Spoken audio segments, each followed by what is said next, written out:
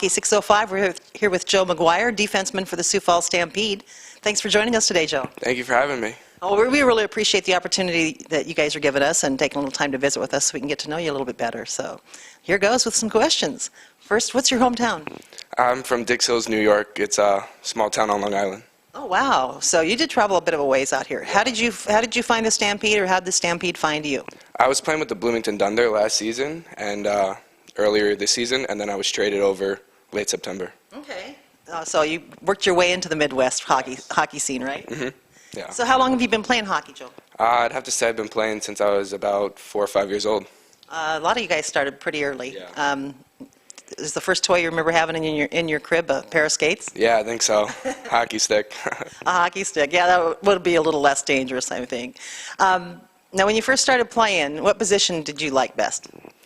I'd been switching back and forth from forward to defense, and then I remember my team needed some defensemen, so I got put back there, and it's been that way ever since. And thus a defenseman was born, right? Yeah. What's your favorite part about playing? It's got to be blocking shots. I love blocking shots.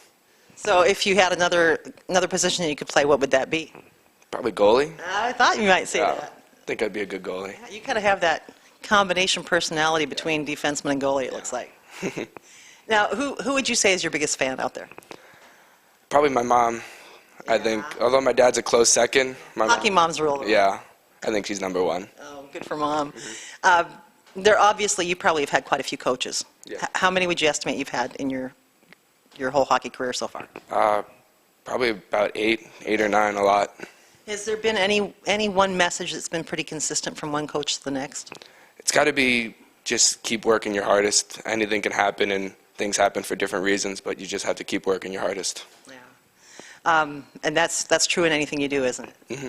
Yes. So now, if there were kids out there watching, Joe, and they want to move on with their hockey career and have aspirations to go all the way, what would you tell them? That if you want it, you work for it, and you'll get it. That you just have to stay on that path and keep working.